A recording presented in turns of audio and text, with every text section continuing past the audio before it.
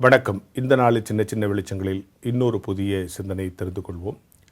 கலீல் ஜிப்ரானுடைய ஒரு கதையை உங்களுக்கு நான் சொல்ல விரும்புகிறேன். ஒரு மனிதனுடைய உடம்பில் நிறைய அவயவங்கள் இருக்குல்ல, கை, கால், கண், மூக்கு, வாய், காது. இந்த அவயவங்கள் எல்லாம் ஒன்றோடொன்று பேசிக்கொள்வது போல ஒரு கற்பனை கதை அவர் எழுதியிருப்பார். ஒரு மனிதன் போய்கிட்டு இருக்கிறான். அப்போ அங்கே ஒரு மலையை பார்க்குறான். அந்த மலையை பார்த்தோன்னா அந்த கண்ணு சொல்லுதான், எவ்வளோ அழகான மலை, ரொம்ப நல்லா இருக்கு. சே அப்படின்னு சொன்னால் காது சொல்லுதான், மலையா? எனக்கு ஒன்றும் கேட்கவே இல்லையே. சும்மா சொல்கிறேன், மலைன்னெலாம் ஒன்றும் இல்லை. ஏன்னா காதால் பார்க்க முடியாது, கேட்க தான் முடியும். இந்த காது சொல்லுதான், எனக்கு அதெல்லாம் மலைலாம் ஒன்றும் தரலையே, மலைலாம் ஒன்றும் கிடையாது.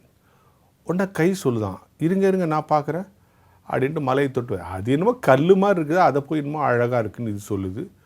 அது கல், அது மலை கிடையாது அப்படின்னு சொல்லிச்சான்.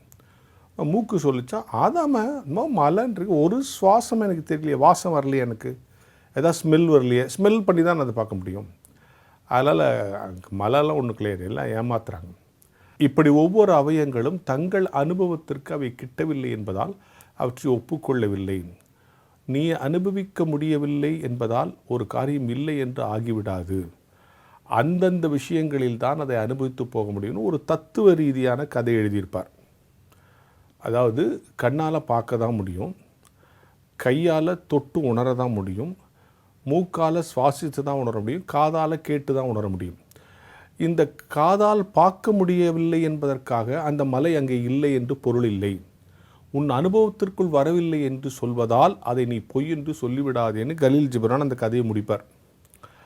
இன்றைக்கு இந்த கதையிலிருந்து நம்முடைய ஒவ்வொரு அவயமும் இறைவனுக்கான வேலையை செய்வதாக மாற்றிக்கொள்ள வேண்டும் இல்லையா?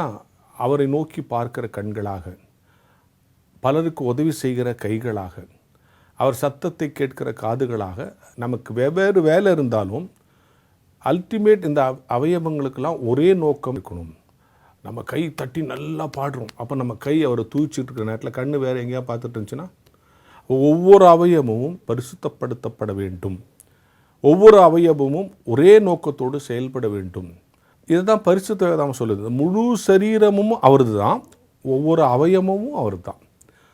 ஒவ்வொரு அவயவமும் அதற்குரிய வேலையை செய்து இந்த ஆத்துமா ஈடேறுவதற்கு உதவி செய்ய வேண்டும். ஏதோ ஒன்று முக்கார் பண்ணிச்சுனாலும் வாழ்க்கை மோசமாயிடும். அதுதான் 1 கொரிந்தியர் 12:27 நினைக்கிறேன். அவர்கள் கிறிஸ்துவின் சரீரமாக இருக்கிறார்கள், தனித்தனி அவயவமாகவும் இருக்கிறார்கள். நம்ம கிறிஸ்துவின் சரீரம், ஏன்னா நம்ம திருவிருந்தின் மூலம் அவருடைய சரீரத்தை உட்கொள்கிறோம். நாம் கிறிஸ்துவின் சரீரமாக இருக்கணும். என் ஹோல் பாடி அவர் தான். என்னுடைய ஒவ்வொரு அவயமும் அவருக்காக வேலை செய்கிறது தான். என்னுடைய பாடியில் இருக்கக்கூடிய அவயவம் இருக்கு, கை, கால், இதெல்லாம் அவருக்காக வேலை செய்யக்கூடியது. இந்த கலீல் ஜிப்ரானுடைய கதையும் இந்த வசனம் ரொம்ப பொருந்தி போகுது பாருங்கள். ஆக ஒவ்வொரு நாளும் என்னுடைய அவயவங்களுக்கு, என்னுடைய புலன்களுக்கு புதிய புதிய இறையியல் அனுபவங்களை தந்து கொண்டிருக்கும் போது என்னுடைய சரீரமும் அவர், இந்த ஹோல் பாடி அவரது தான், அதில் இருக்கக்கூடிய இந்த உறுப்புகளும் அவருக்கானது தான் என்கிற மிகப்பெரிய வெளிச்சத்தை நீங்கள் புரிந்து கொள்ள வேண்டும். என் ஒட்டுமொத்த சரீரமும் பரிசுத்தமாக இருக்கணும். அதுக்கு என் அவயவம் எல்லாம் ஒற்றுமையாக இருக்கணும். முதல்ல ஒன்று, அவயவங்கள் ஒரே சிந்தனையோடு இருக்க வேண்டும். என்ன அவயவங்கள் ஒற்றுமையாக இருக்கணும்னா ஒரே நோக்கத்தோடு, கடவுளுக்கு அடுத்த காரியங்களை, அடுத்தவர்களுக்கான நன்மை, பரிசுத்தமான காரியங்களை என்னுடைய கண்ணும் காதும் மூக்கும் கையும் செய்வதற்கான பாக்கியத்தையும் ஸ்லாக்கியத்தையும் கடந்து வர வேண்டும். புனிதமான அவருடைய காலடியில் போய், அப்பா நீங்கள் படைச்ச இந்த பாடியை சரியாக கொண்டு வந்து உங்கள்கிட்ட கொடுக்குறேன், சரியாக அதனுடைய ஆக்ஷன்ஸ் எல்லாம் இருக்குது, ஒன்றும் சரியான வேலைகளை செய்து ஒரே ஐக்கியத்தோடு நாங்கள் இணைந்திருக்கிறோம், நீங்கள் என் சரீரமாக இருக்கிறீர்கள் என்று நீங்கள் சொன்னதை நான் என் வாழ்க்கையில் அன்றாட நிவர்த்தி, எல்லாத்தையும் விட நம்முடைய மனசை சுத்தமாக வச்சுக்கிற காரணிகளாக இந்த உறுப்புகள் பயன்பட வேண்டும் என்கிற ஞான வெளிச்சத்தோடு இந்த நாளை தொடங்கும்.